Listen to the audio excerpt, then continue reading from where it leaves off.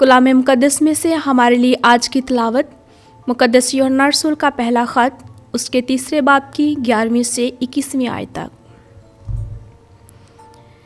क्योंकि वो पैगाम जो तुमने शुरू से सुना यही है कि हम आपस में मोहब्बत रखें, कायन की मानद नहीं जो उस शरीर का था और अपने भाई को कत्ल किया।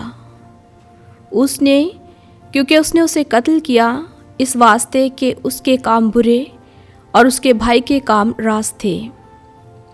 ए भाइयों, अगर दुनिया तुमसे दुश्मनी करे तो तअज्जुब ना करो। हम तो जानते हैं कि हम मौत से छूटकर ज़िंदगी में दाखिल हो गए हैं, क्योंकि हम भाइयों से मोहब्बत रखते हैं। जो मोहब्बत नहीं रखता वो मौत की हालत में रहता है।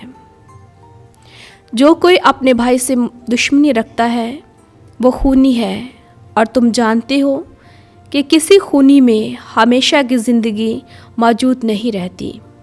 हमने इस मोहब्बत को जाना है कि उसने हमारे वास्ते अपनी जान दे दी, इसलिए हमें भी भाइयों के वास्ते जान देनी चाहिए। जिस किसी के पास दुनिया का माल हो और वो अपने भाई को मोहताज देखे और अपने आप को रहम से बाज रखे, तो खुदा की मोहब्बत उसमें क्यों कर बस सकती है।